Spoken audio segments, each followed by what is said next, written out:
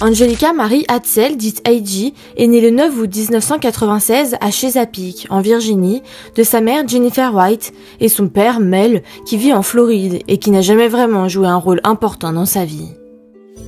La relation entre Jennifer et Mel s'est détériorée peu après la naissance d'Angelica. Quelques années plus tard, Jennifer rencontre Zach Hofer, qui joue le rôle de père durant l'enfance d'AJ en l'élevant comme sa fille. Il a été une figure paternelle forte pour elle et ils sont devenus très proches. Ils ont formé une famille. Zach et Jennifer ont 2 filles, Justice et Gracie. En 2004, Zach entame les démarches pour adopter AJ, mais ça ne se fera pas. Pour autant, cela ne change pas le sentiment de Zach d'être le père d'AJ, et inversement, AJ l'appelle papa. Zach et Jennifer divorcent en juin 2006, AJ a 10 ans. En 2012, Jennifer rencontre finalement Wesley Hatzel et les deux finissent par se marier et avoir 2 enfants, Abby et Timothy. Wesley adopte officiellement Angelica qui prend alors son nom, Hatzel. AJ avait une personnalité très brillante, elle adorait le sport. Elle jouait au softball, au hockey sur gazon, au football, c'était une sportive renommée. Après le bac, AJ poursuit ses études à l'université de Longwood, située à environ 3 heures de route du domicile de ses parents, à Norfolk. Elle suivait une double spécialisation en informatique et en programmation informatique et semblait plutôt populaire. Nous sommes donc en 2015, AJ a 18 ans et est en première année à l'université. Les vacances de printemps, communément appelées Spring Break, sont arrivées. Au lieu d'aller faire la fête sur les plages du Mexique, comme bon nombre de ses amis étudiants, AJ décide de rentrer chez ses parents pour souffler un peu. Elle vient de se séparer de son petit ami et a envie de prendre l'air et d'évacuer la pression des études. Le vendredi 27 février donc, AJ rentre à Norfolk après les cours. Rien de prévu de particulier durant ce week-end, AJ a passé du temps avec ses frères et sœurs, est sortie faire du shopping et s'est reposée. Le lundi 2 mars, elle disparaît.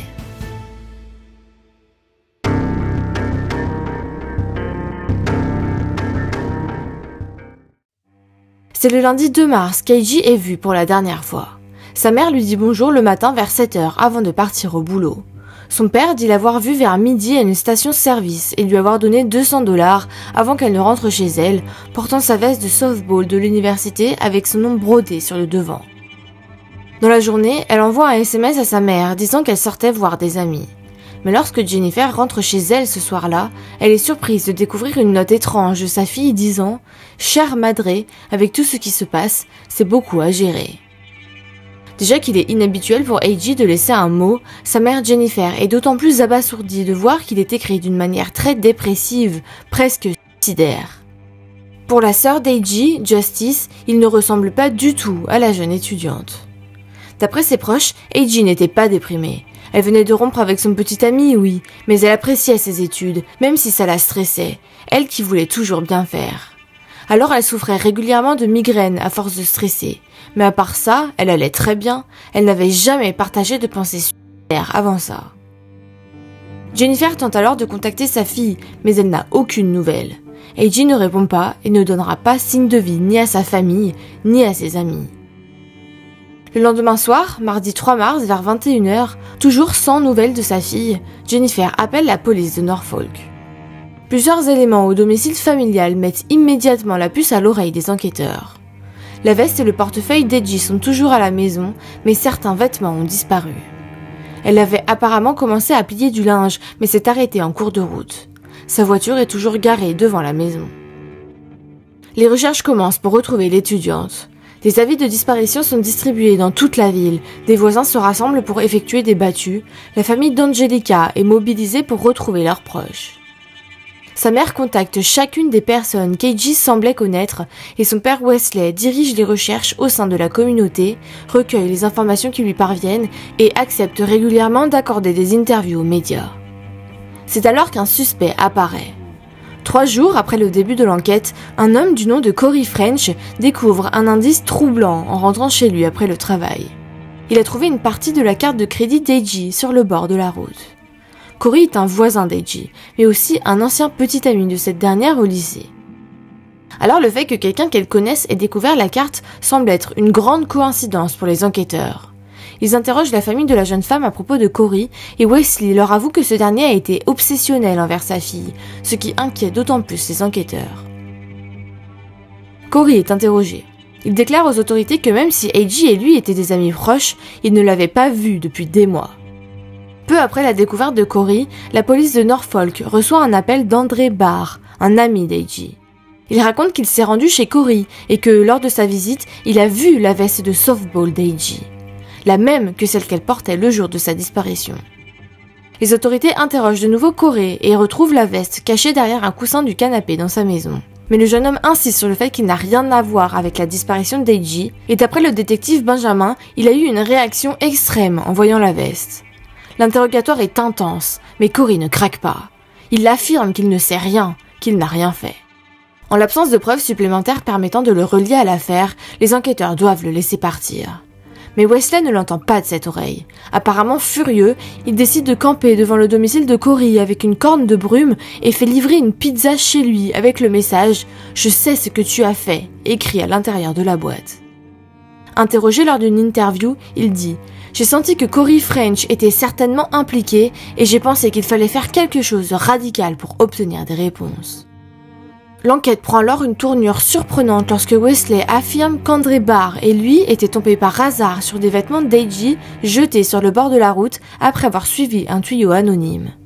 Les enquêteurs trouvent étrange que ce André Barr soit impliqué dans la découverte de 2 pièces à conviction majeures dans la même enquête et décide de l'interroger.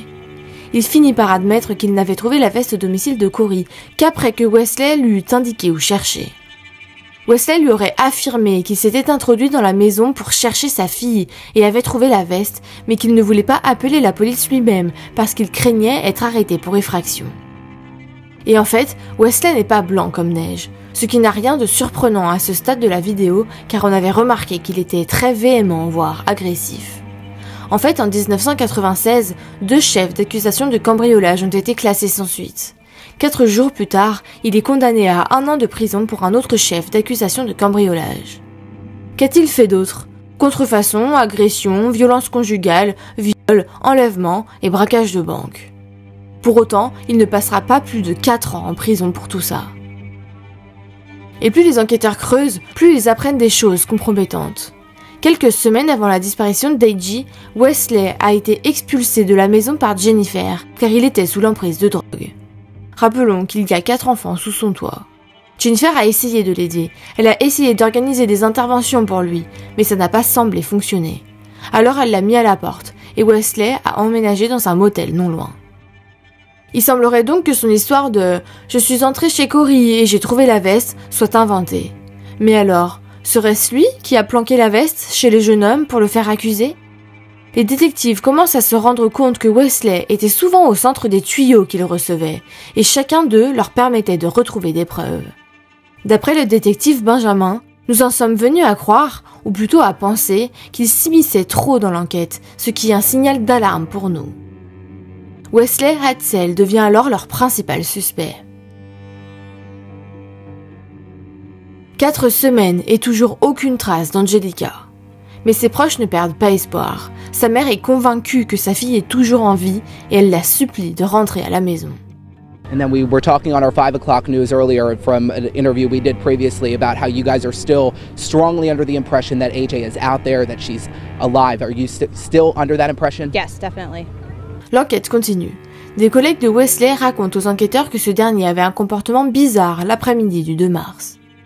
Comme il le craignait, il est arrêté pour s'être introduit dans la maison de Corey et pour obstruction à la justice. Les enquêteurs en profitent pour fouiller sa chambre d'hôtel et découvrent des munitions cachées dans le plafond. Il est alors accusé de possession de munitions après un crime. Il ne nie aucune de ces accusations, mais depuis la prison, il nie avoir connaissance de l'endroit où Angelica pourrait se trouver. I do anything for my daughter, my wife, my kids, and they make it sound like I do anything to keep myself out of trouble. Il dit « J'ai tout fait pour ma fille, ma femme, mes enfants » et il donne l'impression que c'était uniquement pour éviter les ennuis. Wesley pense que sa fille a été enlevée, c'est pourquoi il affirme s'être introduit par effraction au domicile de la personne qui, selon lui, a kidnappé A.J. I couldn't sit a minute away from where my daughter may have been Il dit « Je ne pouvais pas rester assis alors que je me trouvais à 1 minute de l'endroit où ma fille pouvait se trouver. » Il admet être entré par effraction et avoir passé environ 18 minutes à l'intérieur de la maison, fouillant les poubelles, décollant la moquette et frappant même le chien de la famille par colère. Ordure. Found my daughter's jacket in his couch, rolled up behind the cushion. Il affirme avoir retrouvé la veste d'A.J. roulée derrière le coussin du canapé. Interviewé en prison, il dit « Ma fille, Angelica Hatzel, a disparu depuis le 2 mars. Nous sommes le 25 mars. Ça fait 23 jours. Aucun contact, aucune communication, aucun réseau social, rien. Elle est toujours portée disparue et compte tenu des récents événements, de la présence de mon nom dans les médias et de ce qui se passe ici, j'implore les gens de la remettre en première ligne. Peu importe ce que j'ai fait ou pas. It does not matter what I have or have not done. Concernant son témoignage sur le dernier jour où A.J. a été vue vivante, pour rappel, Wesley a dit l'avoir vue vers midi à une station-service et lui avoir donné $200 avant qu'elle ne rentre chez elle. Les enquêteurs ont vérifié les images de surveillance de la station-service et n'ont vu ni lui ni A.J. ce jour-là. Son véhicule de travail est également fouillé. La police découvre à l'intérieur une pelle, du ruban adhésif et des gants de travail noirs, ainsi qu'un appareil GPS Garmin qui permet de suivre son activité à l'époque de la disparition d'A.J. En avril 2015, l'analyse GPS revient et le lendemain de la dernière apparition d'A.J. le 3 mars, Wesley s'est rendu dans un endroit inhabituel, une maison abandonnée près de la frontière avec la Caroline du Nord à environ 1 heure de route. Les détectives se rendent sur les lieux le 9 avril 2015. Il fait gris et brumeux. L'endroit donne la chair de poule. En fouillant l'arrière-cour de la propriété abandonnée, le détective Benjamin remarque un morceau de contreplaqué posé sur un petit fossé de drainage. Il soulève le morceau de bois, et ce qu'il découvre lui glace le sang. Vous l'aurez deviné, il découvre le corps d'Angelica. Elle est allongée face contre terre dans le fossé de drainage, son pantalon baissé sur ses chevilles, ce qui laisse supposer une possible agression sexuelle. Une autopsie est pratiquée. Elle présente de multiples ecchymoses au visage, en particulier aux yeux et au menton. Il n'a pas été possible de déterminer si elle a été agressée sexuellement. La cause du décès est une intoxication mortelle à l'héroïne. A.J. a 3 fois la zone mortelle dans son organisme. Sa mort est considérée comme un homicide. Évidemment, Wesley est interrogé. Quand on lui dit que son fourgon de travail était juste à côté de l'endroit où son corps a été retrouvé, il répond « Eh bien, il se trouve que j'étais là-bas pour un travail. Je ne sais pas comment elle a atterri dans cette maison. » Bien que les autorités n'aient trouvé aucune preuve suggérant qu'A.J. ait consommé de la drogue, de l'héroïne a été retrouvée cachée dans le plafond de la chambre d'hôtel de Wesley. En prison, ce dernier réfute son implication. Il affirme qu'on lui a tendu un piège, que le GPS de sa camionnette de travail était amovible, que quelqu'un d'autre aurait pu se rendre à la maison abandonnée où son corps a été découvert pour faire croire que c'était lui. Mais les enquêteurs ont la preuve qu'il était bel et bien passé par là. Il a été filmé par une caméra de sécurité à un distributeur automatique. Également, les données des téléphones portables de Wesley et d'A.J. montrent qu'il se trouvait au même endroit le lendemain de sa disparition. Mais Wesley n'en démord pas, il n'a rien à voir avec tout ça. Il continue en disant « Je ne vais pas rester là à laisser le nom de ma fille être sali de toutes les manières possibles. Elle ne consommait pas de drogue, elle a été assassinée. Je suis profondément convaincu que ma fille a été assassinée. Elle ne s'est pas infligé ça toute seule et personne ne me le fera jamais croire. Et je la défendrai jusqu'à mon dernier souffle. Parce que, comme je l'ai déjà dit, je suis sa voix. » Wesley Hatzel est inculpé de meurtre au premier degré d'Angelica en novembre 2018, 3 ans et demi après son décès. En 2020, le procès s'ouvre, mais est annulé dès le 2e jour, car l'accusation et la défense n'ont pas réussi à s'entendre sur les éléments du casier judiciaire de Wesley que le jury devait examiner. Son second procès s'ouvre en janvier 2022. Il plaide non coupable. L'accusation déclare qu'alors qu'A.J. était chez elle le matin du 2 mars, écoutant de la musique et pliant du linge, il est entré dans la maison, a forcé la jeune femme à écrire la note et l'a enlevée. Son mobile? Eh bien, il se faisait expulser de la maison familiale. Il avait recommencé à se droguer et serait bientôt complètement coupé de la famille. A.J. elle-même avait appris sa consommation de drogue et se sentait mal à l'aise en sa présence. Il l'a kidnappée et l'a agressée sexuellement. Le procureur adjoint Tony Colvin déclare que la série d'ecchymoses retrouvées sur sa poitrine correspond à une personne qui lui aurait passé un bras en travers du buste et que les ecchymoses sur son menton avaient probablement été causées par quelqu'un qui l'avait tenu fermement dans ses mains.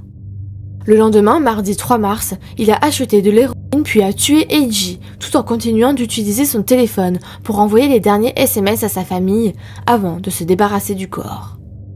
Les procureurs affirment que Wesley a tenté de brouiller les pistes en s'introduisant dans la maison de Corey French et en plaçant des preuves pour le piéger. L'avocat de la défense, maître James Ellenson, a soutenu qu'A.J. s'était suicidée par une overdose de médicaments qu'elle prenait pour ses migraines. Apparemment, on prend de l'héroïne pour traiter les migraines maintenant. Il affirme qu'elle était déprimée par sa rupture avec son petit ami et qu'elle avait téléchargé des images avec des légendes liées au suicide dans les jours précédant sa disparition. Bien sûr, tout est faux. A.J. n'avait aucun antécédent de drogue et était très heureuse, et des analyses de ses cheveux ont confirmé qu'elle n'avait jamais consommé de la drogue auparavant. Il faut 40 minutes au jury pour prendre sa décision. Wesley est reconnu coupable. Le 4 avril 2022, Wesley Hatzel est condamné à la prison à vie avec une peine de sûreté de 15 ans.